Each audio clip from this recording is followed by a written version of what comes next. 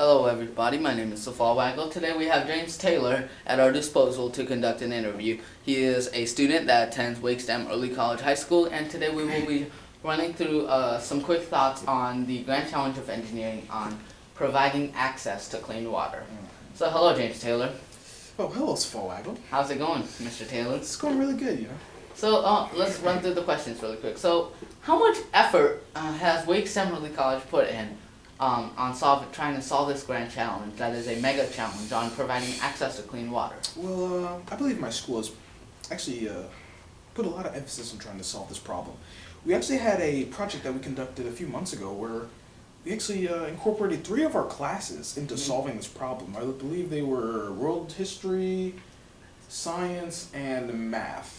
Oh, so it was like a grade level project. Yeah, it So was. let me ask you this: how did this grade level project understand you about the emphasis of this mega challenge? Well, I believe this project, it taught us how important water is, especially to people in undeveloped countries. You see, people in undeveloped countries, they don't have the same access to clean water that we do here, like in America or in England. So we need to make a way so that we can redistribute water back into these undeveloped areas. Okay.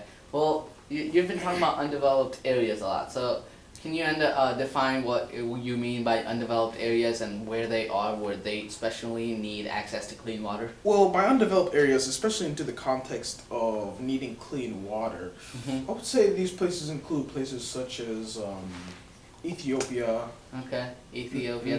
Nigeria, other countries in Africa. Well, And- most of these two countries that you just mentioned, they're in the Sahara Desert, which receives barely any rain.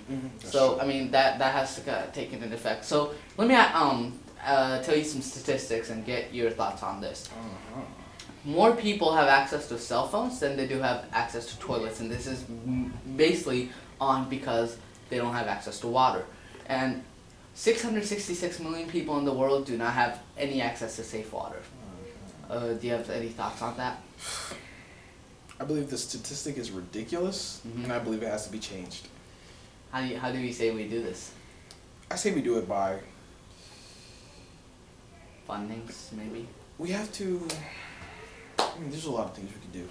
But I believe we have to get some type of funding for these areas so they can have more access to water. So they can start building these toilets, Yes. And there's this thing that was invented for them to even have unclean water, make it clean water. It's called a life bottle and life straw. So do you think and there's a merry-go-round that actually pumps clean water while children plays on it. What do you say on these 3 products? I say these are amazing products, and I say that they should be better funded, especially by our government. I say that there needs to be some type of program where we can get these redistributed to these areas so they can start using them and they can finally have access to clean water. Well, thank you for your time, Mr. Taylor. You're welcome. I appreciate your time and coming in here. All right. Thank you. Yeah, thank you. And goodbye, everybody. see you later.